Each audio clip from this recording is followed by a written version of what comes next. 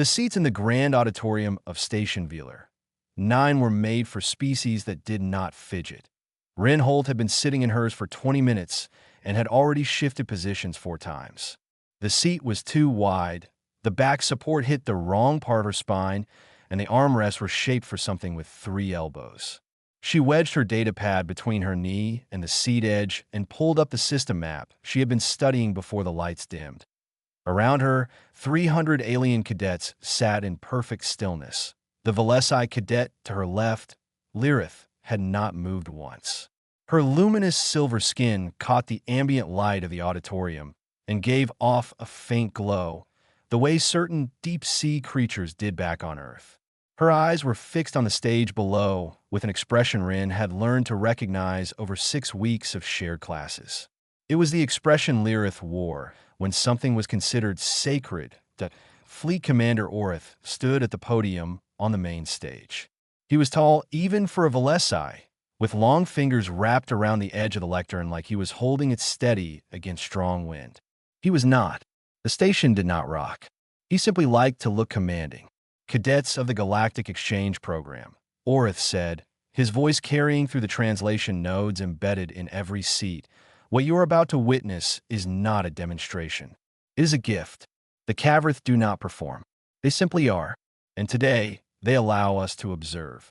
Someone in the row behind Rin made a soft sound. It might have been a sob. Rin looked down at her datapad. The main holographic display above the stage lit up. It showed the outer edge of the Vealer system, a dead moon called Yeth 7, gray and pockmarked, orbiting a gas giant at the far edge of sensor range. It had no atmosphere. Nothing lived on it. Officially, it was listed in station records as a navigation marker. Then the Cavrith arrived. They did not come through a jump point or drop from a ship. They were simply not present, and then they were. 3 of them, each one the size of a small continent, slow-moving, covered in something that was not quite metal and not quite flesh. They drifted in a sensor range like clouds forming in a clear sky, gradual, inevitable, deeply unconcerned with anything around them. The auditorium went completely silent point one of the Cavrith extended something from its body. Not a limb exactly, more like an intention made physical. It touched Yeth 7 that the moon cracked. Not in an explosion, not in fire. It simply came apart along lines that had apparently always been there, waiting. The pieces drifted outward in a slow, perfect spiral. Then a second Cavrith moved, and the radiation from the nearby gas giant bent toward it like water, bending toward drain. The third one did something that Rin's datapad registered only as a gravitational anomaly before the sensors gave up trying to classify. IT lasted 11 minutes. When it was over, the debris of Yeth 7 drifted in a wide arc across the outer system. The gas giant's radiation patterns had shifted. The gravitational anomaly was still registering on the pad as an unresolved event. The cadets around Rin exhaled as one. Lyrith pressed both hands flat against her chest. The Brakari cadet, too, rose down. A stocky, gray-skinned figure named Dorvan had his head bowed. Several cadets in the upper rows were openly weeping. Orith spread his arms. The floor is open for expressions of awe. Rin raised her hand. Orith looked at her the way someone looks at a door that is open in a wall where there is not supposed to be a door. Cadet hole. The debris field from Yeth 7, Rin said. I'm looking at the trajectory on my pad. Those fragments are going to drift into the Tehran shipping lanes in about 40 years. Some of the larger pieces will hit the lane in 32. Who handles the cleanup for that? The silence that followed was a different kind of silence than the one after the demonstration, but Orith's expression moved through several stages.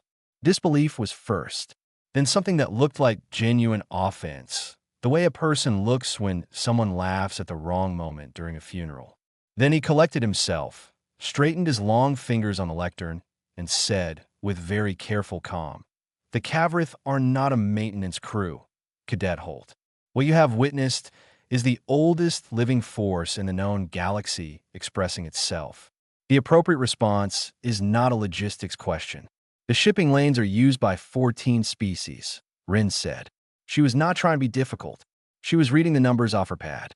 Tehran traffic runs about 600 vessels a month through that corridor. That will be all, Orith said. The rest of the session passed without incident. Rin sat quietly and took notes. When the lights came back up and the cadets began to file out, Lyrith caught her by the sleeve before she reached the aisle. "What were you doing?" Lyrith's voice was low and strained, the way voices get when someone is trying not to shout. "Asking a question. You asked a cleaning question. About the Cavrith. In front of the whole fleet. Someone should have asked it before I did," Rin said. She tucked her datapad under her arm. "That debris field isn't going to move itself." Lyrith stared at her. "You just insulted the oldest species in the galaxy." Rin glanced back at the empty stage, at the holographic display, still showing the slow drift of Yeth 7's remains across the outer system. "I asked a logistics question," she said. "There's a difference." Lyrith did not look convinced, but she did not let go of Rin's sleeve. The archive room on Station Vealer 9 was not meant for cadets. The IT was not locked exactly, but it was the kind of room that relied on nobody want to go there. The lighting was flat and pale. The air smelled like recycled coolant. The terminals were an older model, the kind with physical input pads that most species had moved away from 50 years ago. Rin found it on her second day aboard the station and had considered it the best room she had found so far. She was already at a terminal when Lyrith arrived. Lyrith stood in the doorway for a moment, taking in the low ceiling and the buzzing light panel in the far corner, then stepped inside with the expression of someone walking into a room that was beneath them. "You said you could prove it," Lyrith said. "I said the numbers would prove it. I'm just the one pulling them up." Rin gestured at the terminal beside her. "Sit down. It goes faster with 2. Lyrith sat. She navigated the old interface with obvious distaste, but did not complain about it, which Rin noted and appreciated. They pulled the station's navigation records first. The Tehran shipping lanes were one of the oldest trade corridors in the sector, used continuously for over 300 years. The records for them went back that far, logged in dry columns of dates, vessel types, and flagged anomalies. "Search for debris incidents," Rin said. "Cross-reference with any Cavrith events in the outer system." Lyrith ran the search. The result came back in seconds. She stared at it. There had been a previous Cavrith showcase 212 years ago. A different moon, a different system, same basic demonstration. The debris from that event was listed in the navigation records as an active hazard. Still drifting. 3 unmanned survey probes have been lost to it in the decades since. Each loss was logged separately, each one attributed to equipment failure or sensor error. Nobody had connected them. "Nobody looked," Rin said quietly. Someone looked. Lyrith had found something else. Buried in a staff transfer record from 80 years ago was a complaint filed by a junior Velesi logistics clerk named Orav. The complaint was 4 pages long, detailed, and precisely written. It described the ongoing drift of the old debris field, calculated the projected intersection with 3 shipping routes, and formally requested a remediation review. The response on record was a single line. Matter referred to senior administration. Orav had been reassigned to a weather monitoring post on an outer station within the month. The room was quiet except for the buzzing light that a third voice came from the doorway. "What are you 2 doing in here?" Dorvin filled most of the frame. He was Brakari, built like something that had evolved specifically to move heavy objects, with gray skin that had a faint roughness to it like stone that had been worn smooth by a river. He had been in 3 of Rin's shared classes. He never volunteered answers, but when he was called on, he was always correct. "Records research," Rin said. "You can come in or not." Dorvin looked at the terminals, then at the doorway behind him.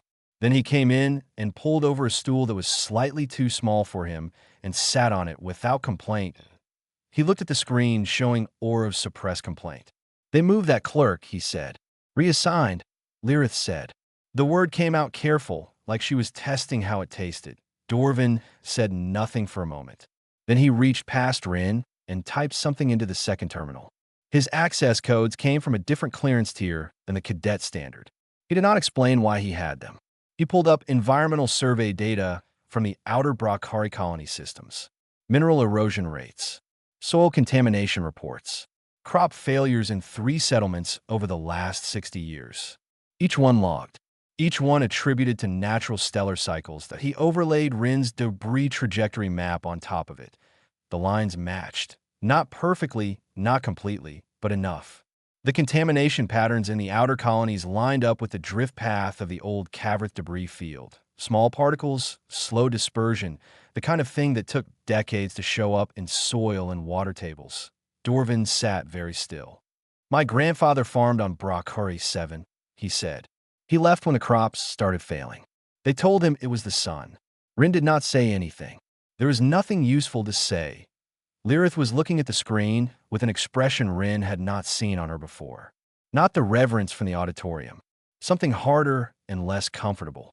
This is not confirmed, Lyrith said, but she said it quietly, like she was reminding herself rather than arguing.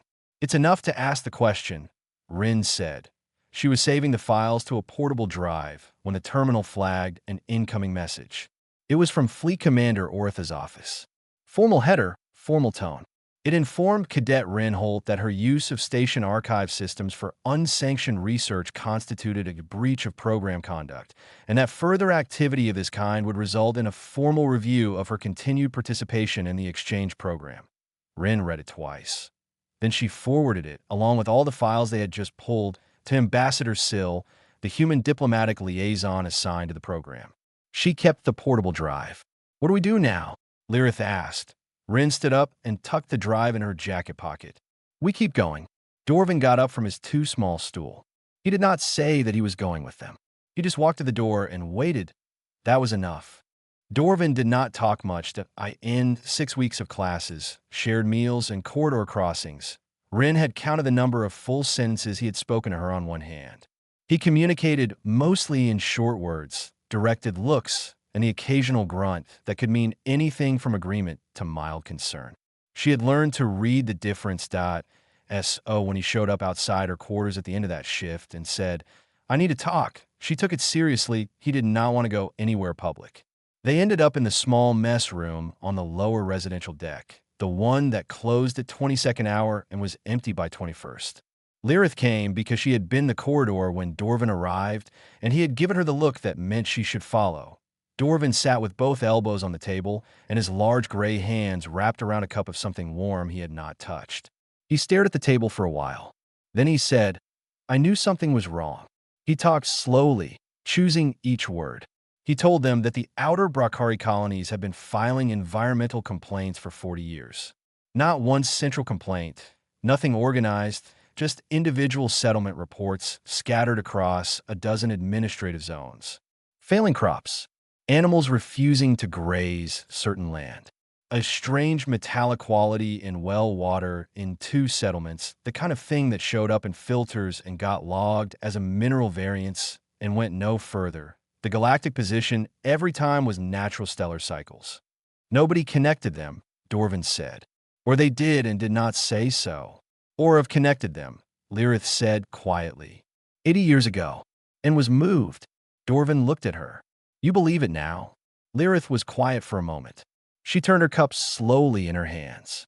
I was raised believing the Cavrith were the highest expression of what life in this galaxy could become. Teachers would say, if the Cavrith exist, then existence itself has a purpose. That their power proved the galaxy had meaning. Rin watched her. She did not interrupt. I still think they are extraordinary, Lyrith said. But extraordinary is not the same as careful. Rin thought about that. It was a better way of putting it than anything she had come up with. Dorvin nodded once. That was a lot for him. Rin leaned back in her chair. She had been turning over how to say what she wanted to say for the last hour, since the archive room, since the overlay map had lined up the debris path with the Brockari soil data. She was not good at speeches. She never had been. Before the program, she said, I worked cleanup on an industrial platform in the North Atlantic. Subsea mining. When the equipment failed, and it failed regularly, there was a lot of waste. Chemical runoff, physical debris, heat dispersal that messed up current patterns for kilometers around. Every incident had the same note in the report. Collateral of operations. It meant it happened, but the thing that caused it was important, so we move on. Dorvin looked at her. The platform manager used to say the operation was too big to pause for maintenance concerns. He meant it. He genuinely believed the output mattered more than the mess it left. Rin looked at her hands. We had a saying on the crew. Nobody thinks the cleaner matters. Until nothing gets cleaned. The mess room was quiet. The Cavrith have been operating for thousands of years, Rin said. They have never once been asked to file a debris report. Not because they couldn't. Because nobody thought to ask. Because they were too big, too important, too extraordinary to be held to the same questions everyone else gets held to. And you're going to ask, Lyrith said. It was not a question. Someone already did. 80 years ago. We're going to make sure it doesn't get buried this time. Dorvin uncurled his hand from the cup and set it down flat. My grandfather left Brakuri, 7, when I was 4. I visited once as an adult. The land there looks tired, like something was taken from it and did not come back. He paused. I want to know if this is why. Nobody argued that they should stop. Nobody said it was too dangerous or too unlikely or too much trouble for cadets in a program they were guests in. Rin had half expected Lyrith to say something about the risks. She didn't. Instead, Lyrith pulled out her own data pad and said, Orith's hearing summons arrived while we were in the mess line. You are required to appear tomorrow at 9th hour. Rin had already seen it. She had read it 3 times at a formal disciplinary hearing. Unauthorized use of archive systems. Disruption of the species showcase. Creation of diplomatic instability within the exchange program. She took a long breath. Okay, you are not afraid, Lyrith said. She sounded like she was trying to figure out why. I'm a little afraid, Rin said. But the data is the data. You can't argue with a trajectory map. Dorvin stood up. He picked up his untouched cup and finally drank from it, draining it in one long pull. He set it back down. I will be at the hearing, he said. Lyrith straightened her back. As will I. Rin looked at them both. 2 aliens she had known for 6 weeks, sitting in a mess room on a station built for species that did not fidget, choosing to show up for something that was going to make their lives complicated. She did not say thank you. It felt too small. She just nodded. That was enough. The formal hearing chamber on Station Vealer 9 had been designed to make people feel small. The ceiling was high and curved, the kind that turned every sound into an echo. The floor was dark and polished and reflected the lights from above. The panel table where Orith sat was elevated by exactly 1 step, which was not a lot, but was enough. The seat for the person being questioned was centered in the open space in front of it, alone, with no table, nothing to put your hands on, nothing between you and the room. Rin sat in it with her data pad on her knee and her feet flat on the floor. Dorvin and Lyrith were in the gallery to the right. They were not witnesses. They had simply arrived and sat down before anyone could tell them not to. The hearing rules did not specify that the gallery had to be empty, so it wasn't. Orith had 2 other officials on the panel with him. One was a Velesi administrator Rin did not recognize. The other was a Brakari senior attaché, who sat with her hands folded and her expression very controlled. Orith opened the hearing by reading the formal charges. His voice was careful and even. He described Rin's question during the showcase as a deliberate disruption. He described her archive research as unauthorized and unsanctioned. He used the phrase diplomatic instability 3 times, which Rin counted. Then he said, Cadet Holt is a guest of the Galactic Exchange Program. The program was designed to foster understanding between humanity and the wider galactic community. What was not designed for is the questioning of foundational cultural and spiritual relationships by junior participants who lack the context to evaluate what they are observing. He paused to let that land. The Cavrith are not subject to cadet logistics reviews. What Cadet Holt perceived as a problem is, in fact, the natural operation of a species whose scope exceeds our administrative frameworks by design. Rin waited until he was finished. Then she said, May I present the data? Orith looked at her for a moment. You may summarize your claims. The data is faster, Rin said, and put her pad's projection up without waiting for a second answer. The trajectory map appeared above the center of the floor. Clean lines. Dates. The debris field from the showcase, projected forward in 30-year intervals. The intersection with the Tehran shipping lanes, highlighted in orange. The older debris field from 212 years ago, still drifting, still flagged as an active navigation hazard. Then the Brakari Environmental Survey data, overlaid. the contamination patterns, the settlement reports, the dates. She walked through it without rushing. She used plain language. She did not use words like catastrophic or negligent. She said, the timelines match. She said, the contamination pattern is consistent with slow particle dispersion from this debris field. She said, 3 settlements reported crop failures beginning approximately 40 years after the previous showcase event. She said, this is not confirmed, but it is consistent enough to warrant review. The Bracari attaché on the panel had gone very still. Orith said, these correlations are speculative. They are, Rin said. That's why I said they warrant review and not that they are proven. She paused. The shipping lane data is not speculative. Those are logged trajectories. The intersection will happen in 32 years minimum for the largest fragments. The Cavrith are not a municipal service, Orith said. His voice had developed an edge. You cannot file a complaint against them as though they left refuse in a corridor. A voice came from the back of the gallery. Ambassador Syl had been there for the last 10 minutes. She had arrived quietly, without announcement, and taken a seat near the door.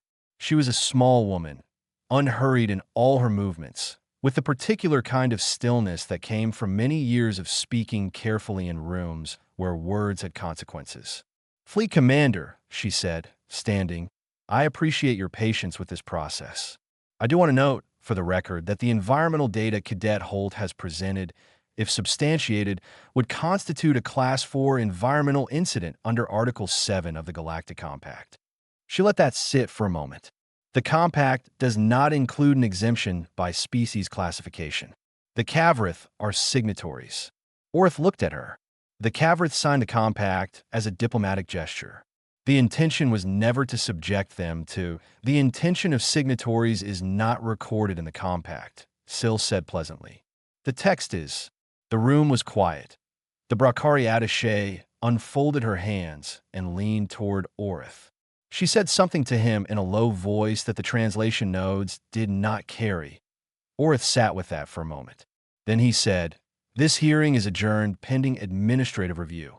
He said it the way someone says a thing when they cannot say what they actually want to say. Rin picked up her datapad and stood at in the corridor outside. Lyrith caught up with her in 3 long steps. She did not say anything immediately. They walked for a while, past the viewing windows of the outer hull where the stars sat in their fixed positions, unhurried and indifferent. Your data was correct, Lyrith said eventually. Rin said nothing. I am sorry, Lyrith said, that I called you ignorant. Rin looked at her. Lyrith's silver skin had none of the glow it usually carried. She looked tired in the way people look when something they believed very hard has shifted under them. You weren't ignorant, Rin said. You were just taught to look up instead of sideways. It's hard to see debris when you're watching the light.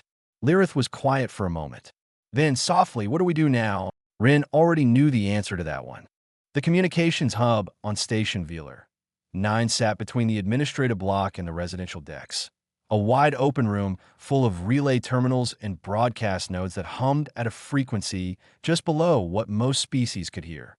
Rin could not hear it either, but she could feel it faintly in her back teeth. She had been here before, sending routine updates back to the program coordinators on Earth. Short reports. Nothing important. This was different. Ambassador Syl arrived first, which Rin had not expected. Syl moved through the room like she had been here many times, greeting the 2 technicians on duty by name and requesting a private relay channel with a calm efficiency that got it done in under a minute. Dorvin came in behind Rin. Lyrith came last, closing the door. I want to be clear about what we are doing, Syl said, once the channel was secured. She was not lecturing. She simply liked things to be clear. Filing a formal environmental incident report under the Galactic Compact is not reversible. Once it is in the system, it triggers a mandatory review cycle. Orith cannot suppress it. No single administrator can. It becomes a matter of record in every signatory archive in the network. That's what we want, Rin said. Yes, Syl said, but it will be uncomfortable. For all of us, and particularly for the program. I want to know that you understand what you are starting. Rin thought about the clerk named Orov, 80 years ago, who had written 4 pages of careful, precise documentation and been reassigned to a weather post on an outer station. She thought about Dorvin's grandfather, leaving land that had always fed his family, being told it was the sun. "I understand," she said. Dorvin said, "File it." Lirith, after a pause, said, "File it." Syl nodded once. She turned to the terminal and began to type. The Galactic Compact had been written 400 years ago by a coalition of 14 species that no longer all existed. It was long, dense, and extraordinarily boring to read. Rin had tried once. The language was full of phrases that meant simple things in very complicated ways. But Article 7 was plain enough.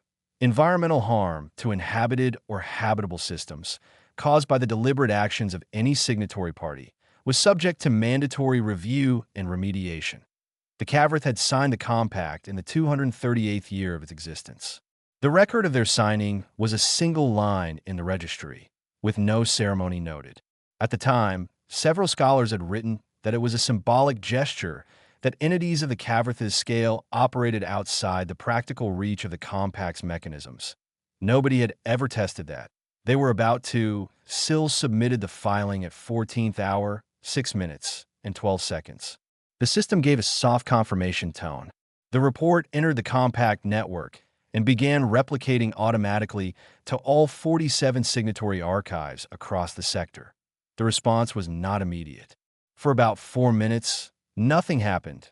Then the communications hub started receiving incoming signals. The first one was from the Terran Navigational Authority, then the Brakari Colonial Administration, then a research station in the outer Valesi system that Rin had never heard of, then 3 more she did not recognize. They were all the same type of message: data, environmental reports, survey anomalies, log complaints.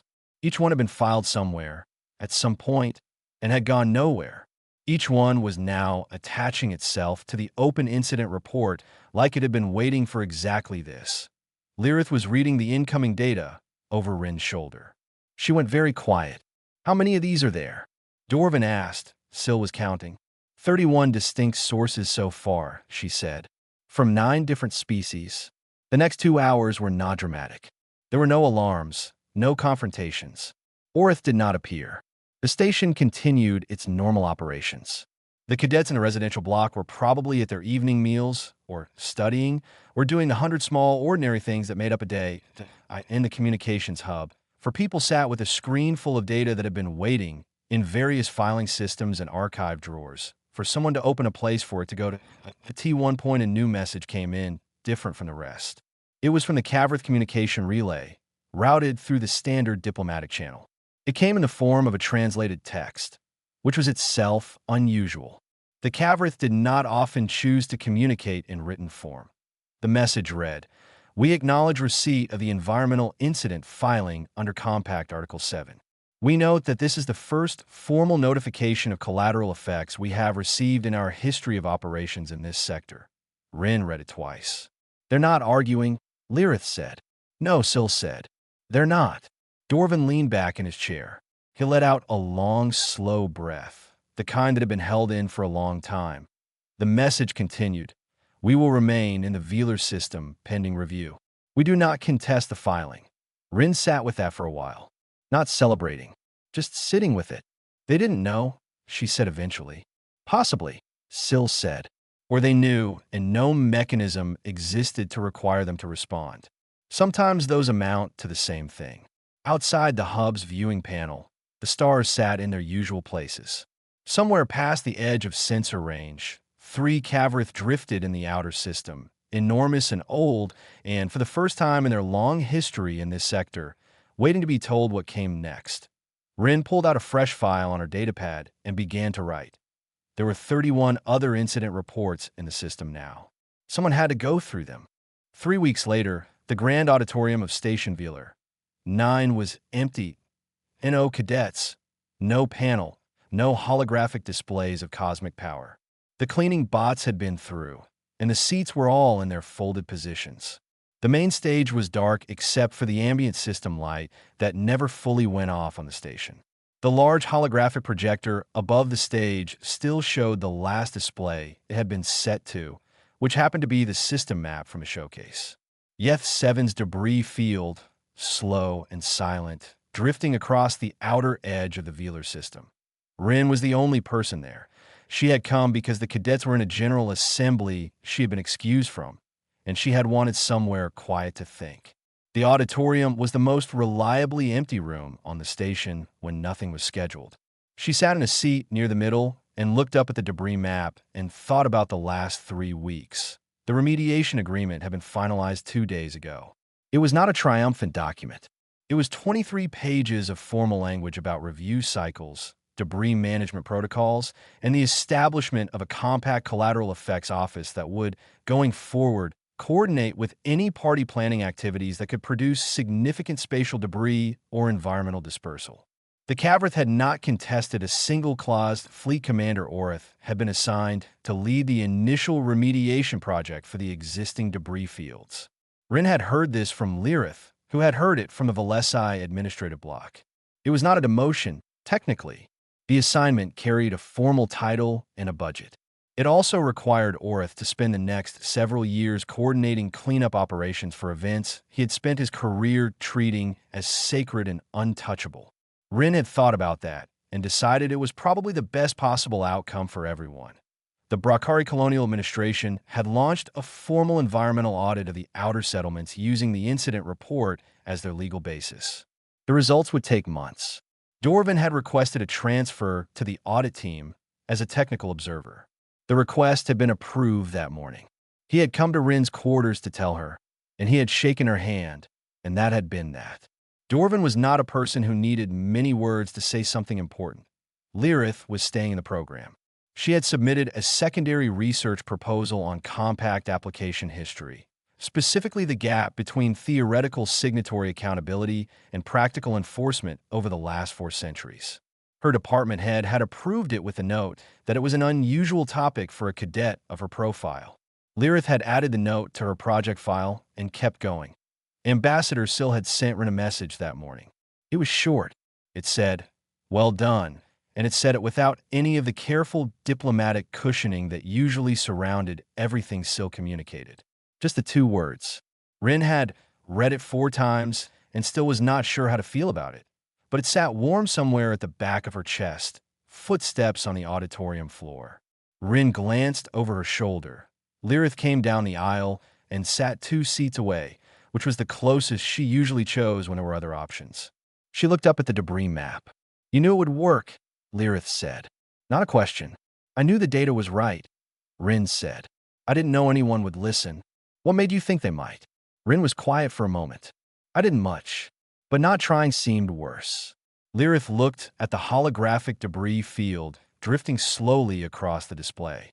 "When I was young, my teachers would show images of the Cavrith and say, 'This is what life can become. This is what it means that we exist.' I believe that. I still believe some of it." "You can believe they're extraordinary," Rin said. "That part was always true. But extraordinary is not enough," Lyrith said, echoing her own words from the mess room 3 weeks ago. She said it quietly, like she was still getting used to how it felt. "No," Rin said. "It's a start. It's not an ending." They sat in silence for a while. The debris map turned slowly above the stage. Lyrith said, "What do you want to do after the program?" Rin thought about it. She had not thought about it in a long time. The program had been the plan, and the archive research had been the plan, and the hearing, and the filing, and the remediation negotiations had all been the plan, one step following the next because each step was the obvious next thing to do. She had not looked past it. "More of this, probably," she said. There were 31 other incident reports attached to the filing. Each one of those has a history behind it, and most of them haven't been looked at properly. "That is a very large amount of work," Lyrith said. "Yes," Rin said. "Someone should do it." She stood up, stretched her back, and tucked her data pad under her arm. She looked one more time at the debris map above the stage. Vast and quiet and full of slow-moving pieces of things that had been broken and not yet gathered. She pulled up a new file. The cursor blinked. She started writing.